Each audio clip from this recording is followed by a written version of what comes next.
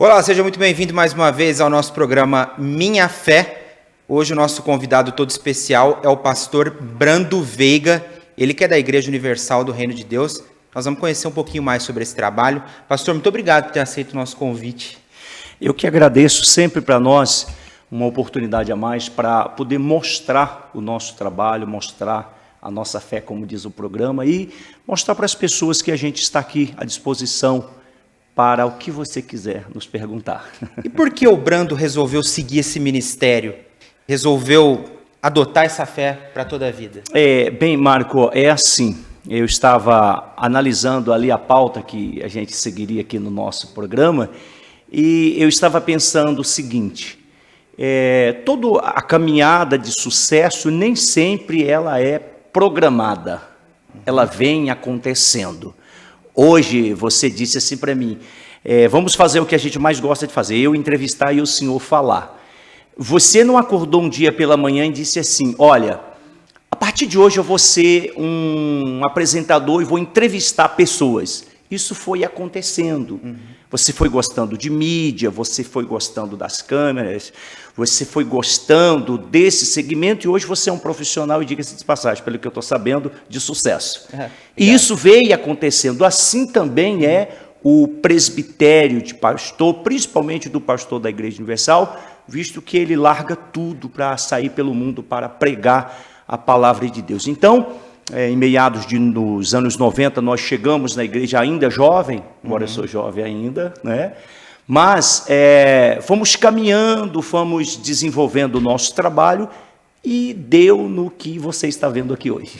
Todo pastor começa como membro na igreja, ele passa a ser obreiro, é isso? Como é que é essa trajetória? Exatamente. Aliás, não tem nenhum pastor da Igreja Universal que não passou por esse processo. Chega como membro, passa por um tempo como obreiro, desenvolve seu ministério, depois entra numa preparação, um curso preparatório para pastores, e depois um auxiliar.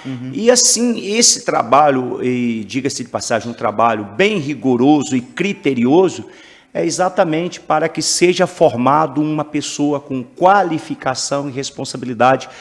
Porque se hoje no campo profissional é muito importante ter pessoas qualificadas, imagina para levar a palavra de Deus. É muito mais importante porque trata de vida e de salvar vida. E assim é necessário acontecer. Todo pastor, ele passa por um processo de várias etapas para chegar a ter aonde hoje nós estamos. Quem é o Bispo Edir Macedo?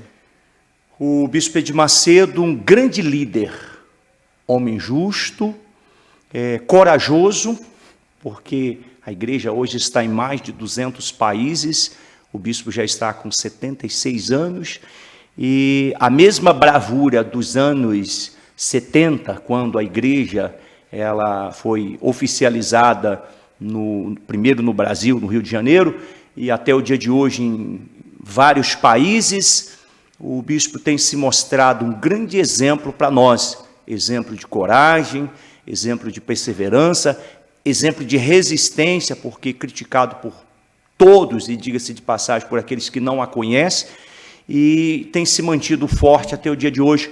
Para mim, para nós, pastores da Igreja Universal, um grande exemplo. A gente sabe que o senhor passou já por alguns lugares aí, não só Ribeirão Preto, mas também outros lugares até do estado de São Paulo. Como é que funciona isso? Alguém te liga falando, pastor, o senhor vai embora? Como é que funciona essa troca na Igreja Universal?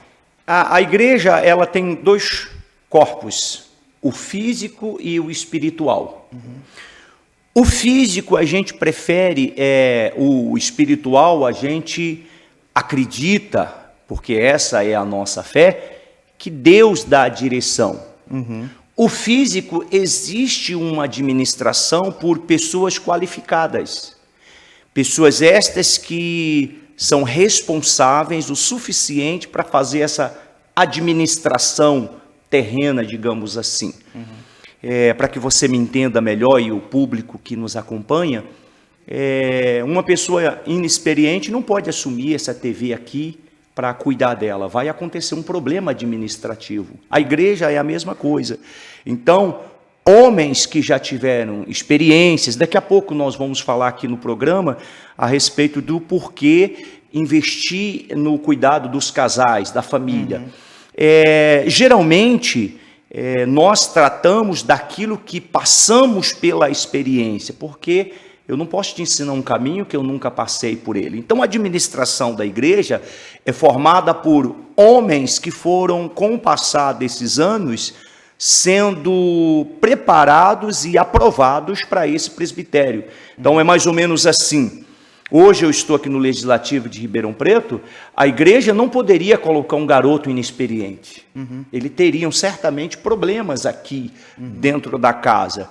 Então, até quando nós fomos escolhidos, quem a escolheu disse, olha, Brando, você veio na minha mente como um relâmpago. Você é a pessoa que será preparado para o Legislativo em Ribeirão Preto. Isso se dá por conta de uma caminhada nossa e que já passamos outras vezes aqui em Ribeirão Preto. Então, soma-se a direção de Deus junto com a qualificação da pessoa. E essa administração se dá por homens que foram preparados para isso. Vamos lá, vamos tocar num tema que para muita gente é sensível, né? O bolso é algo muito sensível para o ser humano. É verdade. Né? Uma pessoa que chega à Igreja Universal, obrigatoriamente ela tem que devolver o dízimo dela, tem que dar oferta. Como é que funciona isso? Bom, uma pergunta excelente. Nesse mundo ninguém é obrigado a nada. Isso é um fato. A Igreja Universal do Reino de Deus, ela tem crescido de forma que assusta até mesmo a mídia aí fora. Nós recebemos um comunicado que existe uns segmentos estudando a igreja para saber por que ela cresce assim. A Igreja Universal nunca obrigou ninguém a fazer nada. Aliás, na Igreja Universal é proibido proibir. Todas as pessoas têm livre-arbítrio em chegar na igreja e tomar suas decisões. Agora, a igreja prega o que diz a palavra. Dízimo é bíblico. Ofertas é bíblica. E não precisa ir muito além. É só ter um pouquinho de inteligência. Quem planta, colhe, quem dá, recebe. Então, na Igreja Universal, a pessoa que chega, até porque os nossos templos mostram isso, nós não temos cadeiras em cima do altar para pessoas especiais. Todo mundo tem o mesmo tratamento. Isso é um fato. Hoje, a pessoa que nos assiste nesse momento, ela pode ir em um dos nossos templos, que ela vai ver isso. Então, ali chega pessoas estudadas, pessoas analfabetas, pessoas qualificadas, pessoas ignorantes, pessoas com um padrão econômico alto, pessoas morando na rua, todos são recebidos da mesma forma. Não há um fôlego privilegiado para ninguém. Aí a pessoa cabe decidir a sua fé e fazer aquilo que é bom para ela. Mas ninguém nunca foi, nunca será, e eu acredito que isso é bem claro para que todos saibam do trabalho que a igreja faz. Você é livre para fazer o que você quiser. A igreja prega. Aqueles que assumem a fé, esses vão em frente, e quem planta, colhe, e quem dá, recebe. Certo. E todas as pessoas que chegam a uma igreja universal, logo em cima do altar está escrito ali, ó, Jesus Cristo é o Senhor. Né? A gente sabe então que o Senhor da Igreja Universal é Jesus Cristo. E os santos? As divindades, anjos, existem? Existe, eu estava até dando uma olhada aqui no tema, até para me responder com propriedade. Deixa eu explicar uma coisa para você. Nós sabemos que Deus, ele é Espírito. E a Santíssima Trindade, Pai, Filho e Espírito Santo. Essa divindade, ela é vista e mostrada através da palavra. Então, nós seguimos a palavra. Exemplo, isso é uma questão de fé e tem que se respeitar. Tem que se respeitar. Exemplo, a Igreja Católica tem os seus santos. Nós não temos lá o santo, nós respeitamos a fé dos católicos. Só que nós usamos essa fé que nós chamamos de fé inteligente, baseado no que diz a palavra, porque, na verdade, o verdadeiro significado da palavra santo é separado para Deus. Então, a partir do momento que nós assumimos a nossa fé, a partir do momento que você assume a sua fé, você se torna um santo. Não é aquele santo como foi instituído na Igreja Católica. Eu falo isso não falando mal, mas falando de fé, que foram pessoas que se destacaram dentro da Igreja Católica e que supostamente aconteceu alguns milagres e depois são canonizados. Esse é o processo. Nesse caso do santo aqui é o separado. E nós acreditamos no que diz o próprio Senhor Jesus. Mas bem-aventurados são aqueles que não viram, mas creram. Palavra, a Bíblia. Então, quando você segue esse raciocínio, esse pensamento, você consegue ter uma fé sólida, você consegue entender quem é Jesus Cristo. Só para a gente entender então, pastor, o catolicismo, ele tem mais intercessores junto a Deus, vamos dizer assim, e a Igreja Universal havia Jesus Cristo. Seria isso? Quando a gente fala assim, parece causar uma divisão, mas foram fé que, com o passar do tempo, foram desenvolvidas com segmentos diferentes. A fé é a certeza de coisas que se esperam e fato do que não se vê. Só que, com o passar do tempo, houve essa divisão. Não muda nada. A fé em Deus, no Senhor Jesus, é a verdadeira fé.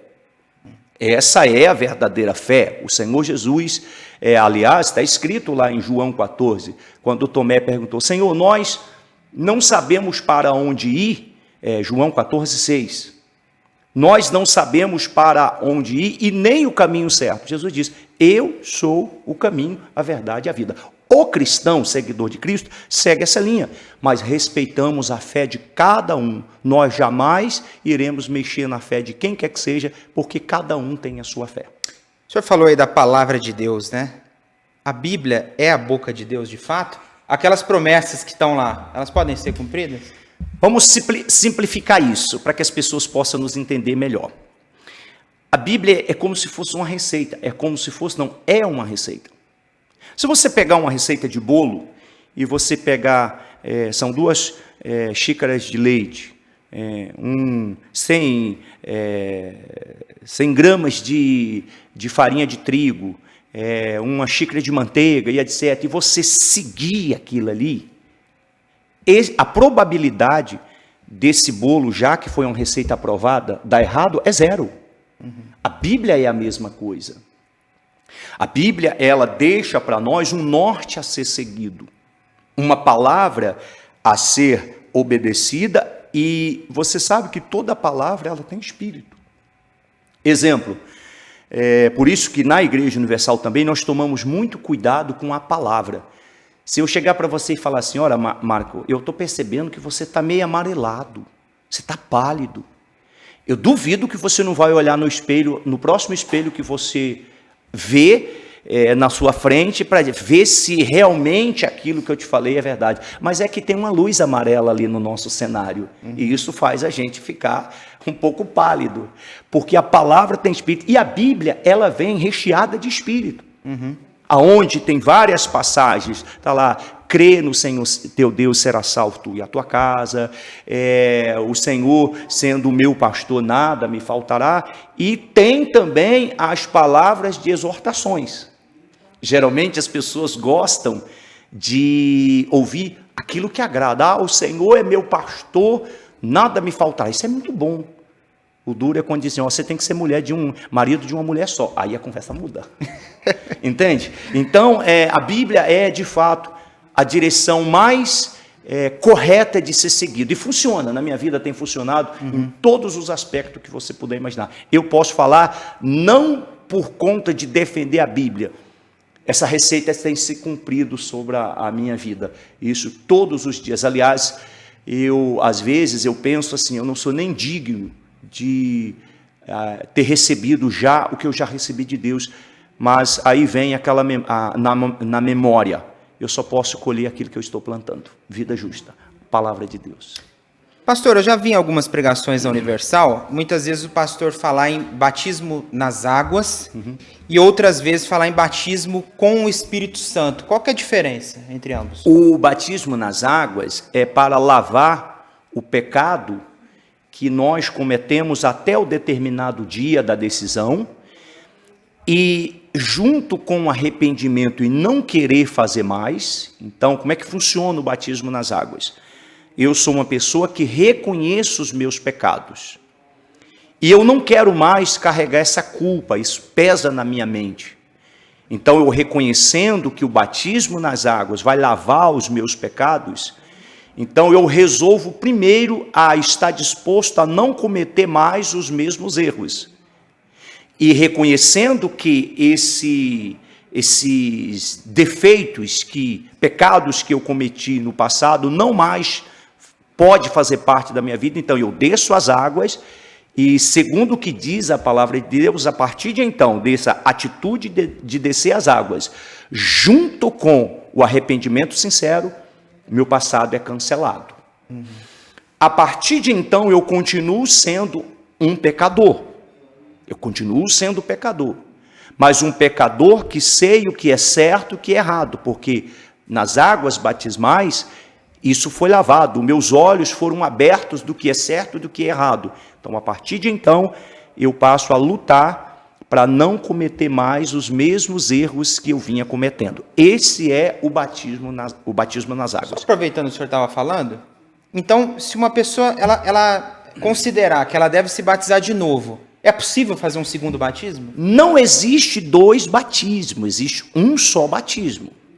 Só que se a pessoa ela quer se batizar de novo, como você disse, então o batismo dela não foi um batismo, foi um banho.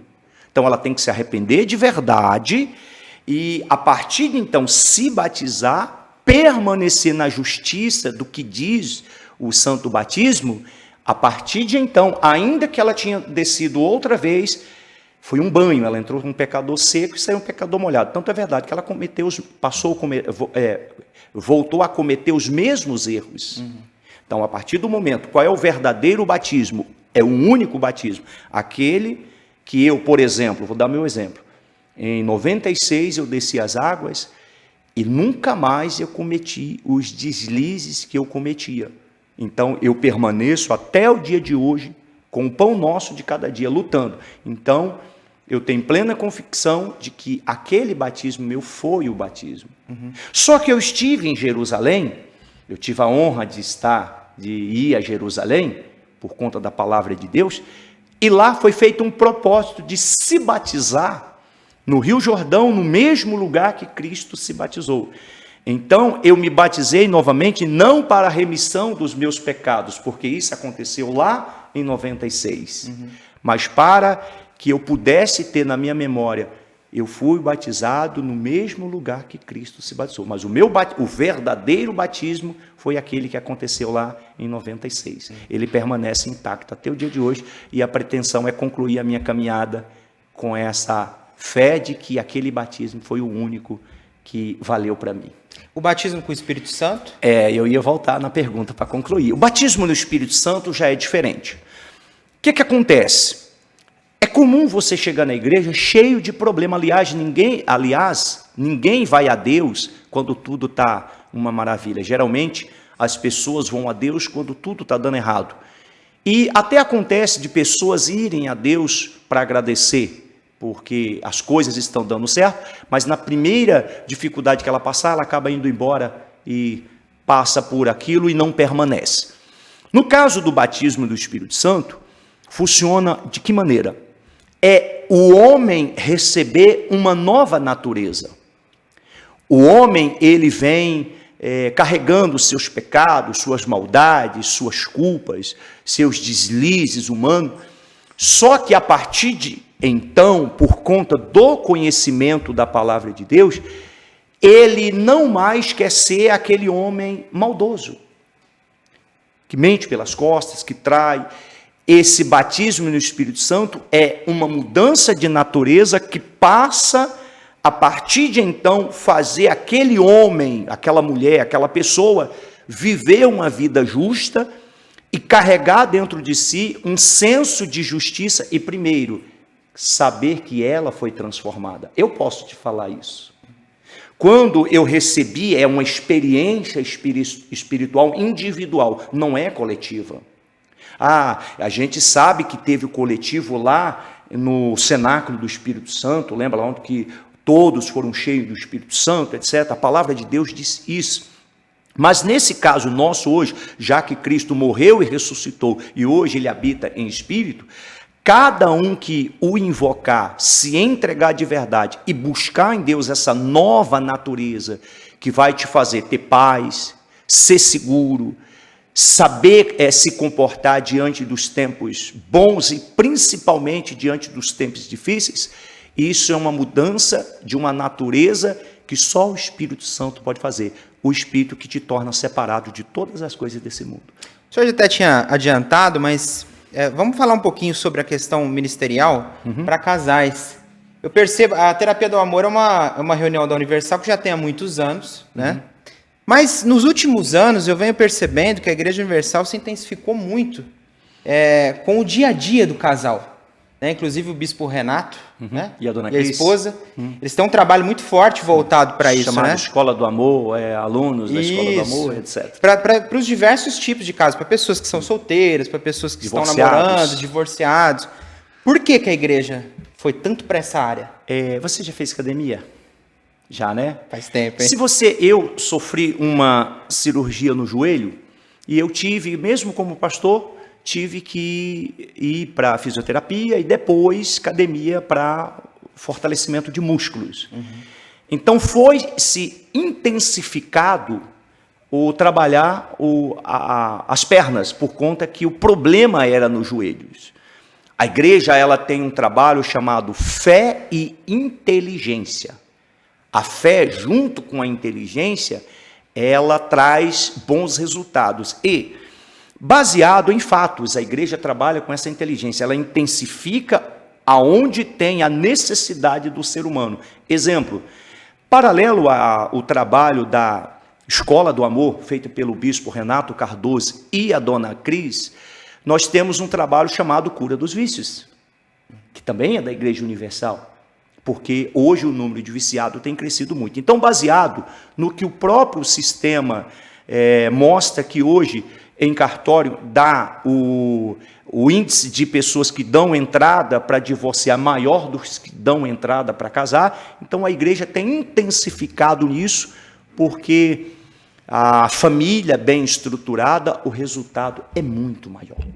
É muito maior, e muito melhor do que se possa esperar. Por isso a igreja tem trabalhado forte com esta questão, cuidar da vida sentimental e conjugal das pessoas.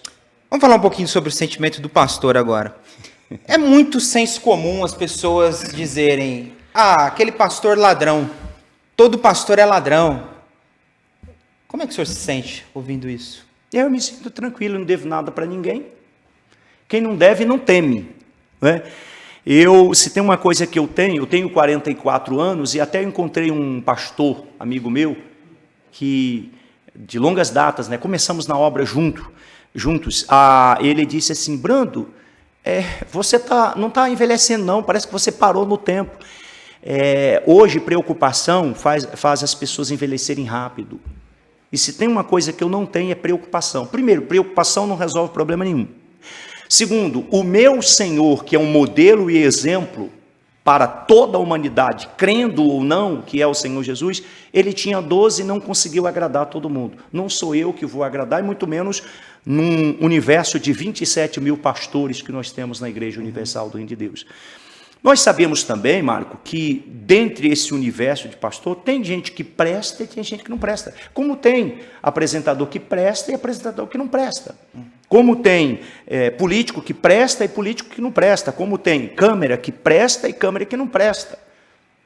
Tem em todos os segmentos, mas eu não gosto de ficar julgando porque eu não sou Deus. Eu faço o meu papel, nunca me preocupei, não devo nada para ninguém. Eu carrego uma frase comigo, que a coisa melhor que tem, meu caro, é você deitar a cabeça no travesseiro e você ter paz. Eu faço isso todo dia. Às vezes eu chego cansado, não morto, quando eu deito a cabeça no meu travesseiro eu fico em paz, porque eu não devo nada para ninguém. Hoje, tem aqui, a minha assessoria estão aqui, alguns deles aqui, se eles quiserem me acusar, eles podem tentar, de uma acusação falsa, porque eu procuro viver uma vida justa. Não é que eu sou super santo, é que eu preciso disso para manter a minha carreira cristã, para manter, primeiro, o meu caráter diante de Deus, diante da sociedade, porque se espera de um pastor e também de um parlamentar um caráter ilibado. Então isso é necessário acontecer para que eu possa ter esse bom testemunho. Então eu não me preocupo com o que as pessoas falam, mas eu procuro fazer a minha parte e isso me traz paz. Nunca me preocupei. Quando eu particularmente, já que nós estamos falando disso, eu particularmente, quando eu vou para o altar, fazer uma reunião, porque mesmo no legislativo, sempre estou fazendo reuniões em igrejas diferentes aqui dentro de Ribeirão Preto, eu vou e minutos antes de eu ir para o altar, eu vou com esse seguinte pensamento, isso é um segredo, atenção pastores, esse segredo funciona, tá? Eu vou pensando assim, se fosse o Senhor Jesus que estivesse aqui no meu lugar, nesse momento, se ele fosse sair para falar com essas pessoas que estão do outro lado me esperando, para que de mim saia uma palavra de consolo, de apoio, de resgate, o que Jesus falaria para essas pessoas? Então eu procuro fazer exatamente, me aproximar com justiça, de fazer o que é correto, para que aquelas pessoas sejam beneficiadas. E dentre essas coisas que eu vou fazer na reunião, eu vou pedir oferta. Já que nós falamos de oferta, mas com qual intenção que eu vou pedir a oferta para essa pessoa? Para tirar o que é dela ou para que aquela pequena semente traga bons frutos para ela? Eu não vou prestar conta com esta pessoa se eu lesar ela. Eu vou prestar conta com Deus, e diga-se de passagem, o nome dele é justo juiz. Então eu não me preocupo com o que as pessoas falam ou deixam de falar. Sempre eu tive paz nesse aspecto. Pastor, e qual é o procedimento da igreja quando algum pastor ou alguém que trabalha na igreja é pego fazendo algo que não é certo? Punição severa, isso tem que ser feito, e eu faria com alguém se eu tivesse que tomar essa decisão, e eu não digo que alguém teria que fazer isso comigo, porque se Deus livre guarde, eu não quero isso, mas um dia eu errar, eu não vou ficar esperando que ninguém venha me punir. Eu imediatamente vou buscar ajuda, sabe por quê? A minha salvação, Marco, é a coisa mais importante do que a minha mamãe, que eu amo, do que a minha esposa, do que o meu presbitério de pastor, do que o meu mandato como legislativo, de que a minha própria vida. Então, como aceitar uma pessoa que de fato foi comprovado que ela está errando numa instituição tão séria que é a Igreja Universal? A igreja, a instituição, é mais sério do que você puder imaginar. Ah, mas falam tanto. Ah, com respeito a falar, as pessoas falam o que quiser. Na realidade, e inclusive, só abrindo parênteses aqui para falar a respeito disso, eu tinha esse preconceito com respeito à igreja. Eu ouvia falar muito mal, mas eu estava sofrendo. E eu tinha muito medo de ir, porque uma pessoa da minha família falava muito mal. Só que um dia não deu. Entre o que ela falava e o que eu estava sofrendo, o meu sofrimento era maior. Eu tive que ir. Quando eu cheguei lá, aconteceu aquilo que na maioria das pessoas que estão nos assistindo sabe, que por conta de comentários, o Marco não presta, o Marco é mau caráter, o Marco é orgulhoso, o Marco é isso. Só que, com o passar do tempo, eu fui conhecer o Marco é uma pessoa maravilhosa, eu disse, mas ele não é o que falaram. Isso acontece com muitas pessoas, ela vai levantando hipóteses de pessoas ou de segmentos, vai falando o que as pessoas falam. Mas no fundo elas não conhecem. Eu conheço a Igreja Universal. Tanto é verdade que você já me fez quantas perguntas. Eu tenho uma pauta aqui que está de cabeça para baixo aqui, do que você me mandou. Eu não preciso dessa pauta, sabe por quê? Porque eu conheço a Igreja Universal. Eu conheço os bastidores da Igreja Universal e conheço com muita clareza. Eu sou pastor, estou na igreja, vai fazer 24 anos, sou pastor, vou fazer 17 anos. Então eu conheço a igreja. Então a igreja é uma instituição muito mais séria do que você puder imaginar. Embora a mídia não mostre isso, mas também não faz diferença nenhuma para a gente. A gente cresce e cresce a passos largos. Rapidamente, pastor, quem que é o diabo? O destruidor da humanidade, o causador do caos que você ouve, você vê nessa terra. Tudo que vem da destruição, embora tendo a participação humana, vem do diabo. Ele veio para destruir. A Bíblia disse isso. Nós, seres humanos, temos a natureza maligna? Existe pessoas, eu não digo maligna, mas existe pessoas que são ruins de natureza. Ela sabe quem é uma pessoa ruim de natureza. Eu vou mostrar para você com fatos.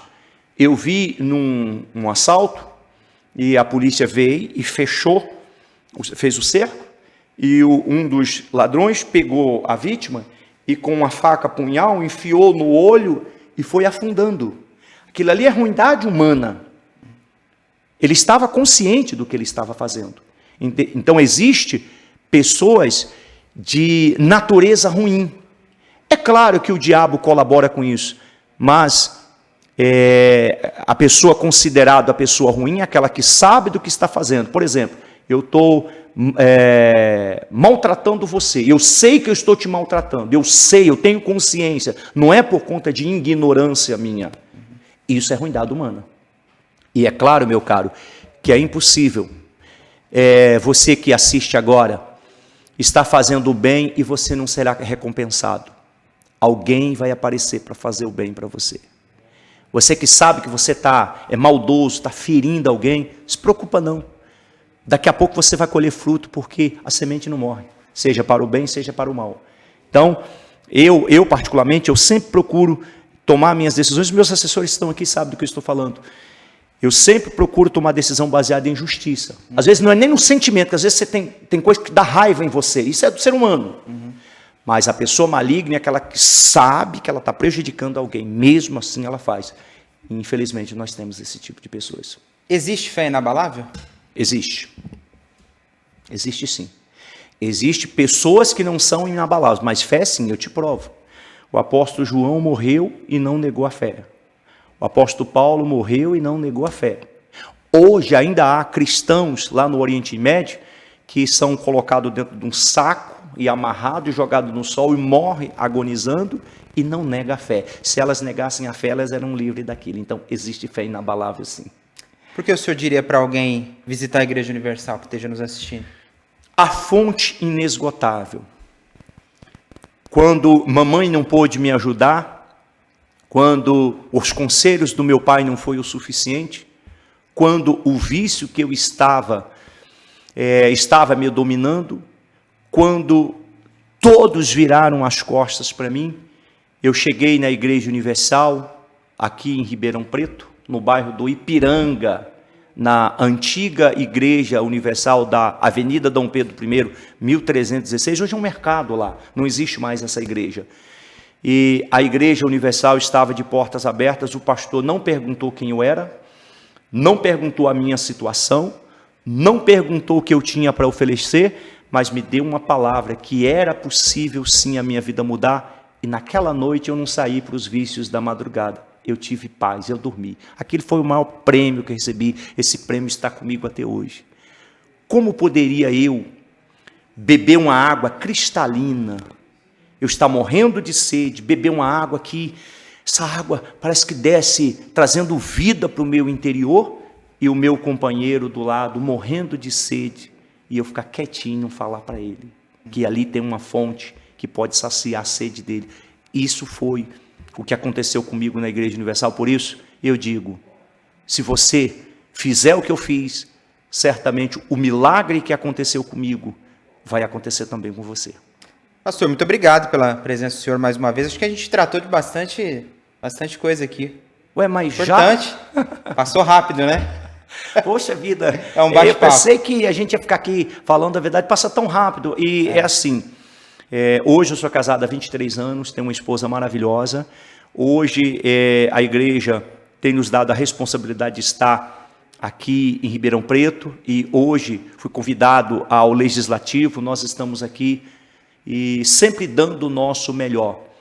E o meu gabinete, já que o programa não é falando do gabinete, mas falando de fé, mas como nós estamos aqui na TV, que pertence ao nosso Legislativo, sempre esteve de portas abertas. Na igreja eu estou todos os dias ali, Avenida Doutor Francisco Junqueira, 1461.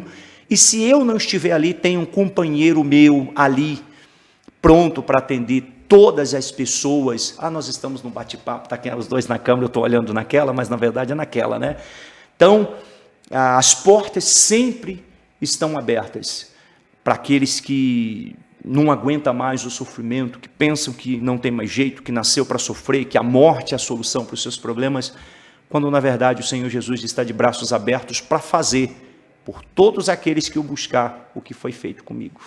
Muito obrigado, pastor. Deus abençoe o senhor. Vamos juntos. E a você que esteve conosco durante esse tempo, continue. Tem mais programas por aí. Grande abraço.